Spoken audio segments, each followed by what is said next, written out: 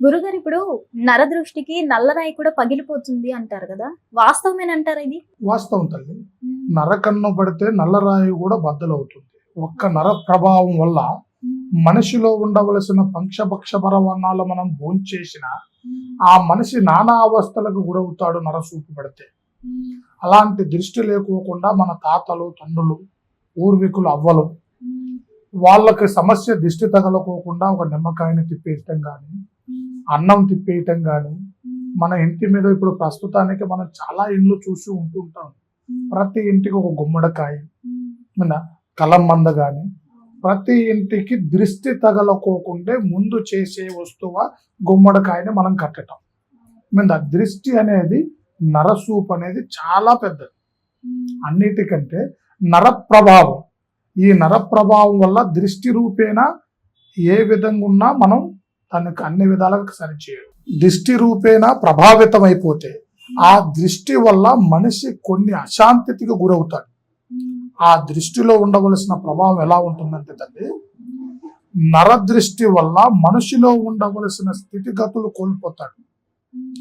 అతను ఏ పని చేసినా, ఏ నడవడి చేసినా, ఎంత ముందుకు వెళ్ళాలనుకున్నా అతనికి ముందుకు పోలేడు. అతనిలో ఉండవలసిన దృష్టి కళ్ళతోని ఎవరైతే అతని దృష్టి చూపుతోనే నడిపిస్తున్నారో అతని మీదైతే ఎక్కువ ఆకర్షింపబడేంత శక్తి అతనిలో ఎక్కువగా ఉంటుందో, ఆ దృష్టి రూపేణ అతని కళ్ళ మీద మంట మండే వాళ్ళు కొంతమంది ఉంటారో, ఆ దృష్టి అతనికి ఎప్పుడైతే ఆవహిస్తుందో అతను మనిషిలో ఉండవలసిన నడవడి ముందు ముఖ్యంగా లక్ష్మి విషయంలో దెబ్బపడుతుంది. డబ్బు పరంగా దిగజారిపోతుంటాడు. లక్ష్మి అనేది కమింగ్ అండ్ గోయింగ్, రావటం పోవటం, నిలబడదు. నువ్వు ఇలా 10 లక్షలు సంపాదించినా అతని చేతులు ఆగదు. లక్ష్మి అనేది వృధా ఖర్చు అవుతుంటుంది, నిలకట ఉండదు, రాకట పోతుంటుంది. ఇంట్లో కొన్ని చేదర ఇబ్బందులు, చిన్నపిల్లలు ఏడుపు ఎక్కువ మొదలు పెట్టడం, భార్య భర్తలందు చిన్న చిన్న గొడవలు రావటం, మనసులు కొద్దిగా ప్రశాంతంగా లేకపోవటం, తిన్న తిండి కూడా ఒంటికి పట్టకపోవటం, మనసులలో కొన్ని కలయికలు మార్పు అవుతూ ఉంటాయమ్మా. అలాంటి దృష్టి రూపేణ వాళ్ళకి ఇబ్బంది కలిగి స్థితిగతులు దెబ్బతిని వాళ్ళలో ఉండవలసింది వాళ్ళకి ఎందువల్ల ఇట్లా ముందుకు పోలేకపోతున్నాం, భగవంతుడా ఇలాంటి ఇబ్బందులు ఎందుకు పడుతున్నాం అనేది కూడా వాళ్ళకి అర్థం కాదు. అదే నరకన్ను పెడితే నల్లరాయి కూడా బద్దలవుతుంది. నల్ల రాయి అని అంటే తల్లి మనిషిలో ఉండవలసిన స్థితిగతి అది. మన కంటి పొరలో కూడా చిన్న రవుతుంటుంది. ఆ నరకన్నే ఆ రాయి కంటే ప్రమాదకరమైనది. పావుకు పంట్లో ఉంటుంది, తేలిక కొండిలో ఉంటుంది, నరుడికి 2 నయనాలలోనే ఉంటుంది. ఆ నయనాలలో నుంచి వచ్చిన ఆ ఇసాన్ని ఎదుటివాడి మీద అయితే ఎప్పుడైతే కక్కుతాడో ఆ మనిషి ఆ నరదృష్టికి కుంగిపోయి మనిషిలో ఉండవలసిన స్థితిగతులు మారిపోయి మనిషి ఆ దృష్టికి గురైపోయి కొన్ని రకాలుగా బాధపడుతూ ఉంటారు తల్లి. ఆ దృష్టి చాలా ప్రమాదకరమే. అర్థమైందా తల్లి? పాము కంటే తేలు కంటే నరకన్నే ప్రమాదకరమే. అర్థమైందా? అలాంటి నరకన్ను పడ్డ మనిషి వల్ల మనశ్శాంతి లేని చాలా మంది జనాలు బాధపడుతూ ఉన్నారు. అలాంటి బాధపడేవారు ఎవరైనా సరే మనల్ని సంప్రదిస్తే ఆ దృష్టికి ఎలాంటి మార్గంలో ఉన్నావు, ఆ దృష్టి ఏ స్టేజిలో ఉంది, మనిషిని కుంగదీసే స్టేజిలో ఉందా లేదా ఆకర్షింపే స్టేజిలో ఉందా? ఆకర్షణ ప్రతి మనిషికి ఉంటుంది. ఒక మనిషి మంచి డ్రెస్ వేసుకొని, మంచి 4 ఉంగరాలు పెట్టుకొని, చేతికి చైన్లు పెట్టుకొని, మెల్లో చైన్లు వేసుకొని బజార్ అమ్మడిపోతుంటే అబ్బా ఈయన చూడయా ఎంత పెద్దగా ఉన్నాడో, ఎంత అలంకారంగా ఉన్నాడో, ఎంత అందంగా ఉన్నాడో, ఈయనకి 4 రకాలు ఉన్నాయంటే నరదృష్టి అంటారు. అది ఆకర్షింపబడటం, మనిషి మీద ఏడవటం అనేది నరదృష్టి. మనిషి సోకుగా తిరిగేవాడిని అబ్బానంటే దృష్టి తగలదు. ఇతన్ని ఎటు తిరిగి దెబ్బ కొట్టాలి, వీడు ఎదుగుతున్నాడు, బాగుపడుతున్నాడు, ఇతన్ని నష్టపరచాలి అని అనుకున్నదే నరదృష్టి. అలాంటి నరదృష్టికి గురైతే మనిషి చాలా కుంగిపోతూ ఉంటారు. వాళ్ళకి అన్ని రకాలుగా మనం సరిచేయవచ్చు. ఆ దృష్టిని అతి తక్కువ రోజులలో ఆ ఇంటి చుట్టూ బంధనేయచ్చు. ఆ దృష్టి దోషాన్ని పోగొట్టుకోవాలంటే ఇంకా ఏమేమి చేస్తే బెటర్ అంటారు? వాస్తవానికైతే తల్లి ముఖ్యంగా ముందు దృష్టి తగలకోకుండా చేసేది ఒక గుమ్మడికాయ, కలంబంద, ఈ ముఖ్యంగా మన గుమ్మానికి ఉండాలి.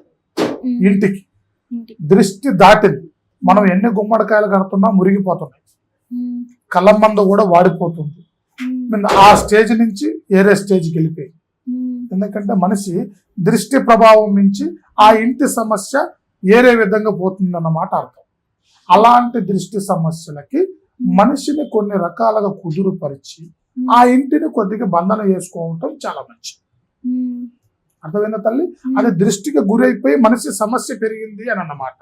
అలాంటిది పెరగకోకుండా కొన్ని విధాలుగా మనం వాటికి ఇంటి చుట్టూ కొన్ని బంధనలు వేసి లేదా ఉప్పుతో కానీ పొద్దున్న లేగానే అలా దృష్టి పెరుగుతుందంటే కొద్దిగా ఉప్పు ఆ గుమ్మానికి అటింత ఇటింత చేసి దాని మీద మట్టి గురిగిలు పెట్టి రోజు నిత్యం పొద్దున ఉదయాన్నే దీపం ముట్టించడం చాలా